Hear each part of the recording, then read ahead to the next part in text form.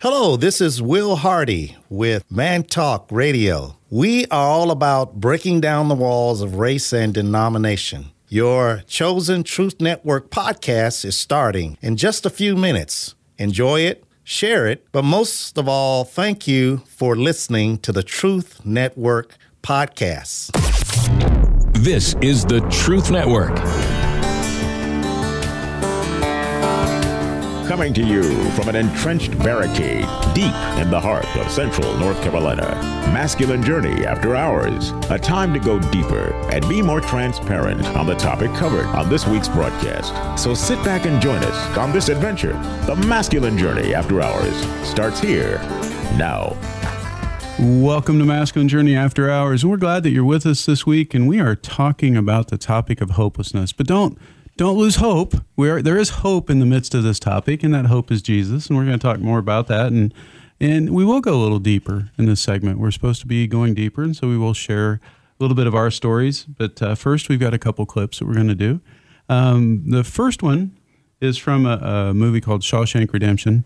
Not a real uplifting movie, most of it, but the end of it's pretty decent. It is a good movie, but in the scene, Shawshank is a prison, and so you have a guy that's been wrongfully sent to prison, and while he's there, he's trying to make the best of it, and so he gets on the good side of the warden by doing his books. He's an accountant, and so he does his books, and so while he's up there one day, he decides he's going to play over the loudspeaker some classical music, which is against the rules.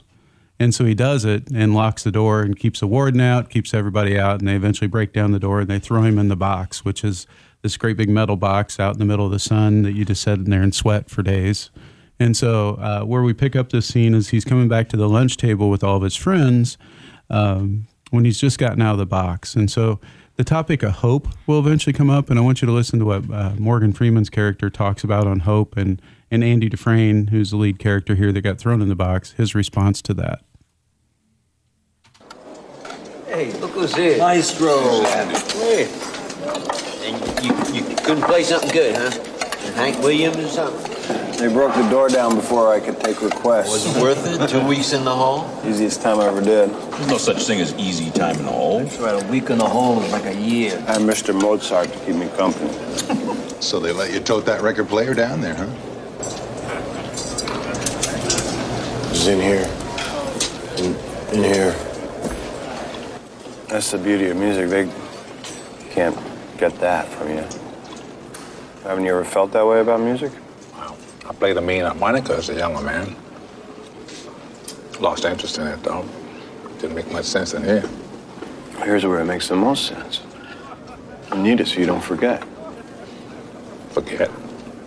Yeah, forget that there are places in the world that aren't made out of stone, that there's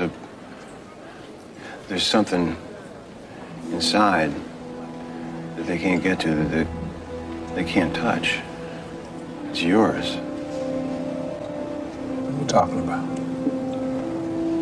Hope. Hope. Let me tell you something, my friend. Hope is a dangerous thing. Hope can drive a man insane. It's got no use on the inside. You better get used to that idea. Like Brooks did? If you haven't seen the movie, Brooks was a character in the movie that got out. He got parole and couldn't deal with the outside and ended up committing suicide. And so Andy's letting his friend, I can't remember. Is it Red? Red, yeah, letting Red know, hey, hope is necessary. And Morgan Freeman's actually right. Red is right in this. Hope is a dangerous thing, and the enemy knows that. That's why the enemy comes after the hope so much, because he knows that everything in our life depends on the hope, right? I mean, what is faith without hope? Or hope without faith, right? I mean, they go hand in hand, and the enemy knows that if he can steal our hope, everything else will crumble. Everything else will fall. I'll go ahead and be a little bit more transparent. There was a time in my life that I seriously had considered suicide. Actually was fully planning on doing it, just didn't know how to do it and have my kids still get the insurance. There'd been some stuff that happened in my marriage and some very difficult things that really just kind of rocked my world, and it caused me to kind of lose a lot of hope because everything I had was tied up in my family, and didn't know at this point if I was going to lose my family, didn't know what was going to happen with it, but my whole foundation was rocked. And so, when you have that happen and your identity is in, who you are versus whose you are, right? Meaning God's, and my identity in Him. And I was a Christian, been a Christian for a lot of years. I was going to church every Sunday, going to church a couple times a week, most weeks, and those types of things, and was volunteering and on whatever board or whatever at the church and all the stuff, doing the walk. And fortunately, God got me to a right doctor that listened to me and put me short-term on some medication that got me to a better place mentally until I could get to a better place spiritually, right? Honestly, I needed the medication to be able to bridge me to get me there because I was already at a place where it was just, there was no hope. And the enemy had me so convinced that my family would be better off without me. They'd have all the insurance money, and all these other things. And he goes past the truth and uses logic, disguised as truth to make that happen. And so, it very fortunately did not end up there, obviously, because as Danny said in the first show, I'm talking now, so I didn't go there, but was all but there, and I've had other periods of hopelessness. I'd love to say that being a Christian has insulated me from that, but that's not a true statement. It's only as strong as your walk is at that moment, right? If I'm walking with God on a daily basis, and yes, my faith is going to be strong, but it only takes that slight erosion to start. And once you don't stop it and it continues to erode, eventually it's just going to wash away, and you're going to be at that place that you said you'd never be at again.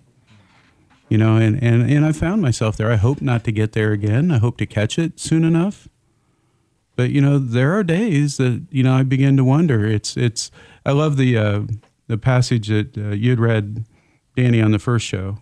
You had talked about a man's thinking. Is that right? Was that in Proverbs? Yeah, Proverbs. Hope deferred. Oh, no. What was one? The way a man thinks. That was from Rodney's worldview. Oh, yeah, it was on Rodney's worldview. As a man thinketh in his heart, so is he. I'll take credit for it, though. Nah, it's all good. Yeah, I'm not giving you more credit. But anyway, we'll move on. That was kind of my story. But, hopelessness is something that you got to guard against. It's one of those things that you actively got to say, no, I'm not going to let my heart start to go there. Because once you've gone there, it's a lot quicker trip back if you're not careful, right? It's a very slippery slope. It may be a gradual couple steps, but bam, then you go. Anyone else want to add anything while I get the next clip ready? Yes, that would be pleased. Somebody add something? Well, it's clear that as we know each other's stories, everyone with that we think, exception of Harold, has been there. Yeah. Right? That actually either attempted suicide or thought very strongly about it. Right. And very much part of my story. Even from what I understand, they put me into counseling because I think when I was 5 years old, the first time I tried to commit suicide. Wow. Yeah. And so it's I can remember going to the counselor because apparently, what I did was I put a plastic bag over my head. Wow. And, till I turned whatever color and freaked my family out pretty good. And it was interesting, working through that over the years, no doubt. Yeah, and it's a process.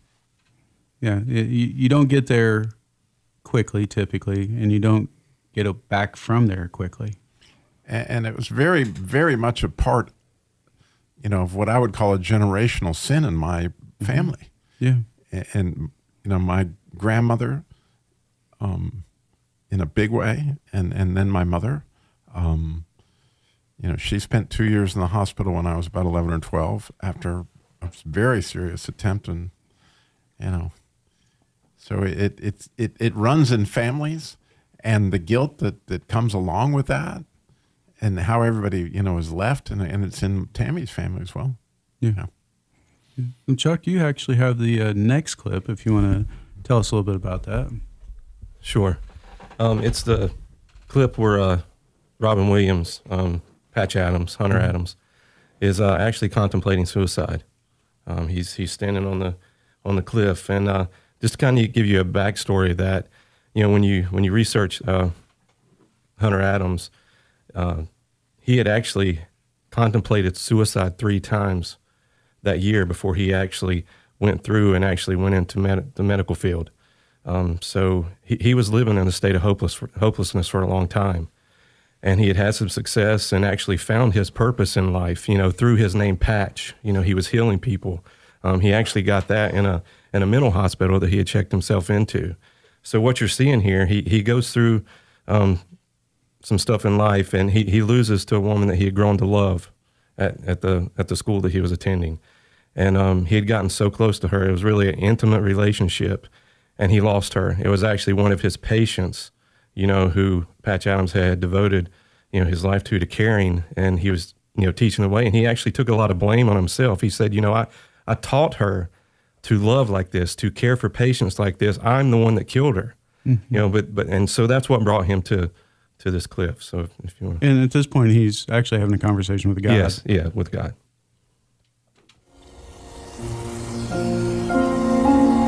So what now, huh?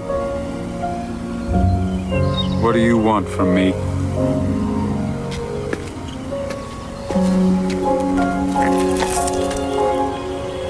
Yeah, I could do it. We both know you wouldn't stop me.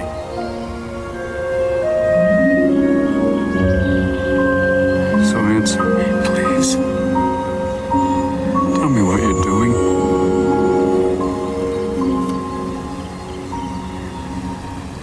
Okay, let's look at the logic. You create man.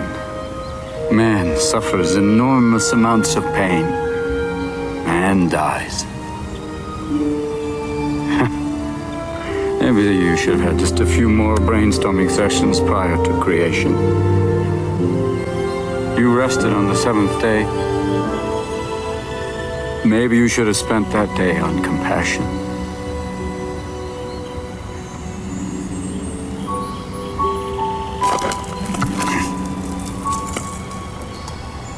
You know what? You're not worth it.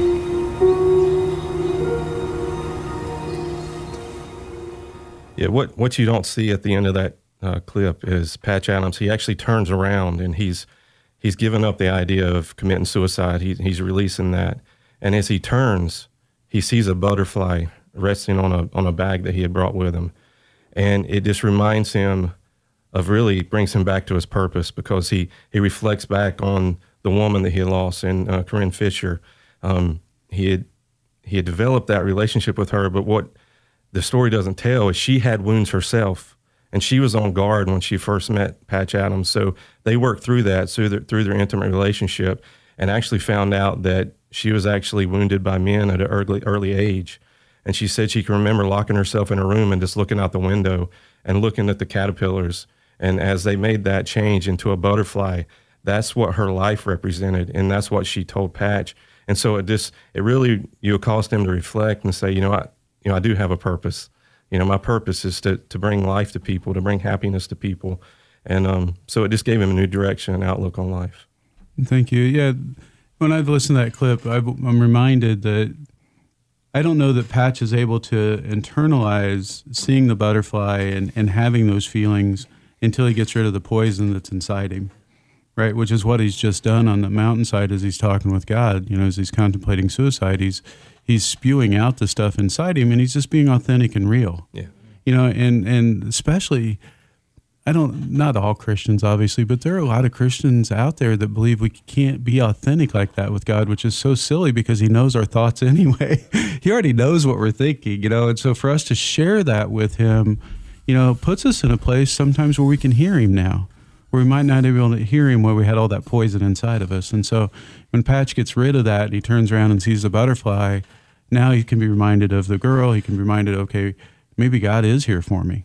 Yeah, how do relationships work when one person holds it in and doesn't speak? You know, Right. It's just hidden, and you can't ever come to any kind of terms if you don't ever say what the problem is. Good point. I found where it was Elijah who, after he had all the great victories with the prophets of Baal and all that stuff, and Jezebel says, "I'm gonna kill you," is basically what she says, and he runs for his life, and what he says is exactly what you just said. It said, "It is enough now, O Lord. Take away my life, for I am no better than my fathers." So he just was crushed in defeat because he went against all these other prophets and had all these victories, called down fire from heaven, and one woman says, "I'm going to kill you," and he runs for his life, and he just thinks it's over.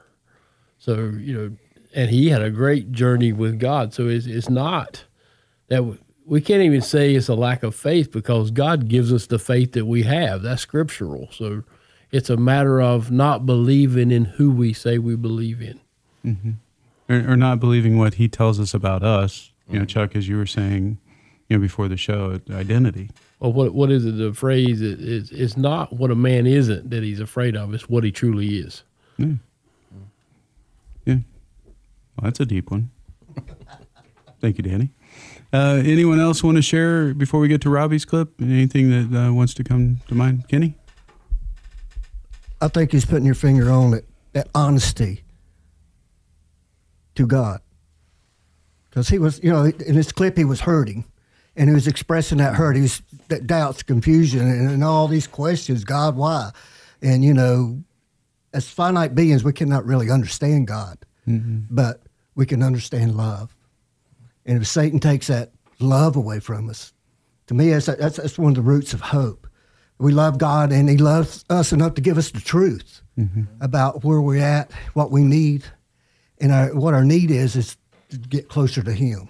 Because he's the only real protection we have against that enemy that's always constantly trying to find some way to get at us, because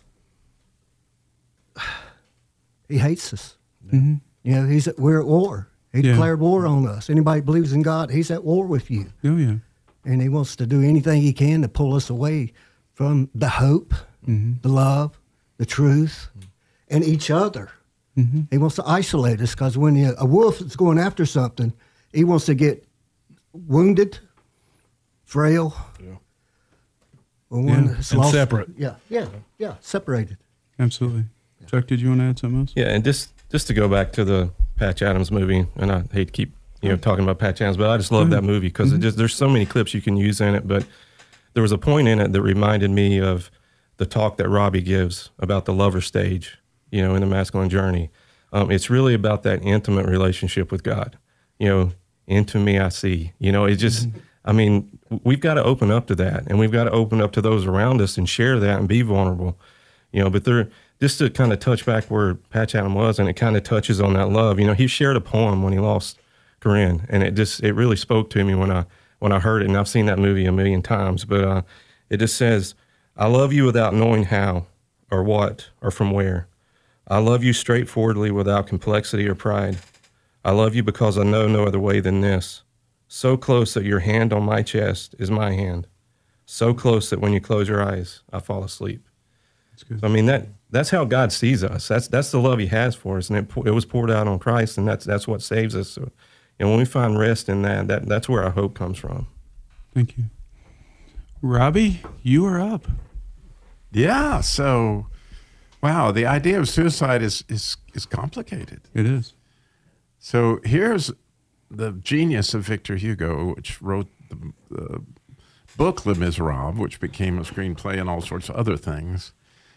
But throughout the drama, however you want to look at it, the Jean Valjean character that we've shown so many clips on Grace, throughout the years, how, he was a convict and he was shown grace when he stole the silverware and he was given the golden candlesticks. And so he ends up showing grace, but the whole time is he's being chased by a legalist. And this person knows nothing but the law. And Jean Valjean had not gone to Jean and fulfilled his parole. And so legally, he was supposed to go back to the quarries where he was supposed to be.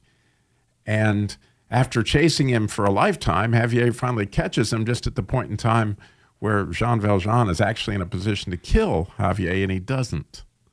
And so it puts him in a very strange position because he now has experienced grace, and as a complete legalist, he can't accept grace, right? And unfortunately, here we have real suicide. See, life is not whether or not you jump off the cliff or whether you fall into the river, as Javier is fixed to do that. But life is to not choose God to begin with, not to accept Jesus Christ.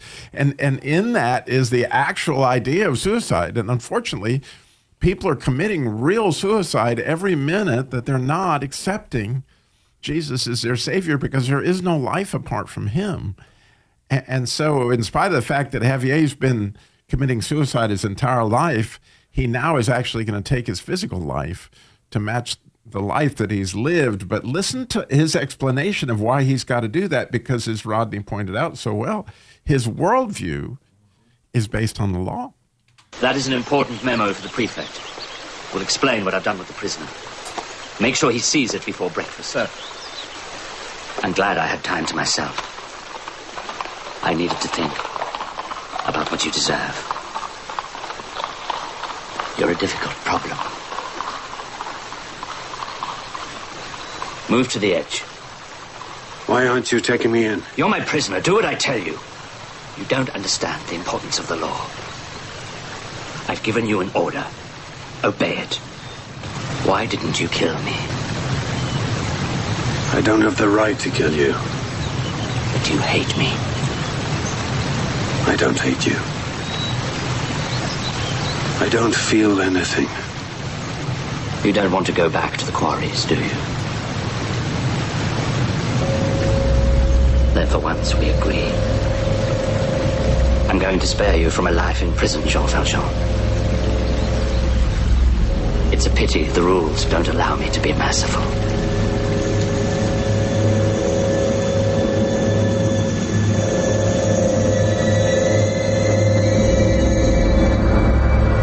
I've tried to live my life without breaking a single rule.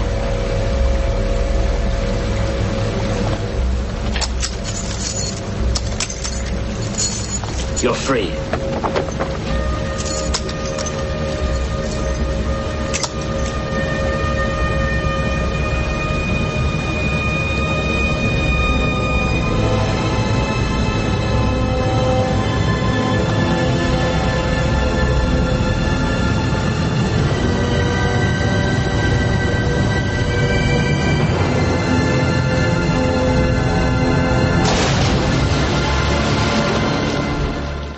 So the splash that you heard, and you heard the Jean Valjean was chained and put up on the edge of that river. But when he said you're free, he took the handcuffs off Jean Valjean. He put him on himself. And since he could not reconcile the law, a life for a life, he considered that to be his physical life, which he didn't realize. He'd actually been he was the one that had been in the prison since the beginning of the movie, right? Or since the beginning of the book, however you want to look at it. Jean Valjean, too, was in prison, both physically and really. However, when, the bishop gave him grace and he accepted it, right? Then as he promised to become a new man, and the idea of this new creation. And so when we really grasp the idea that it's, physical life, there's a lot of stuff there, but the real prison is for the people that never experienced Christ to begin with, and the real hope that comes from real life. And so I think it's easy to get tripped up, because as we talked about in the pre-show, which became very agitated at times, that to some extent, we're all committing suicide. Yeah. And, if you're talking about your physical body, what'd you eat for dinner? Oh, yeah. Or did you get the amount of sleep that, in other words... Be quiet. You're stepping on toes now. Nobody asked you. So is there anybody out there without sin that, is there, there isn't. No. So, the only chance I have is Christ. Right. And therein lies the actual opportunity that we all have for life and life abundant, is to walk into that relationship, into that closeness. And the closer we can get, the more life we can have. Yeah. And I think I'm going to go ahead and try to answer the question that we had, because I think we all landed at the same place at the end of last week of, do people that commit suicide, are they condemned to hell as soon as that happens? Do they ever make it to heaven? However you want to say that. Where we ended up landing was, none of us know. Only God knows. Right? He's the only one that knows their heart. Right. and so as Sam clears his throat. Sorry. Yeah. It is. That's something we got to leave. But we leave in very capable hands, right? I mean, there's nobody's heart I trust more than God's. Right. And so if there's somebody that can decide what really, which are enemies of God and which are not, I mean, he knows. Right. I think it really goes back to, I mean, if they've received him, as it said, I mean, obviously that comes into play. Now, again, the whole thing of, do you have time to repent? All that stuff is irrelevant. It's, did they know him? We talked about the loss of hopelessness, and God doesn't want anybody to get to that point. But really, only he knows, particularly at that very time, where that person is, and just like if they died any other way.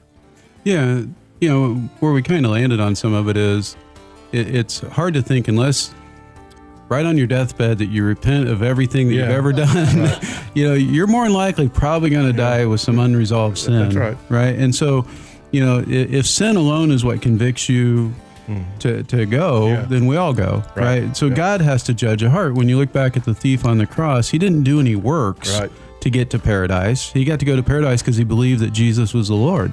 Right, and believed in him, and that's what we're called to do. And so, we know that's not an answer, but it's the only answer we can have, is that God's the only one that really knows for sure, and we're going to leave it with him. It's above our pay grade. Yeah. Go to masculinejourney.org, register for the upcoming events. This is the Truth Network.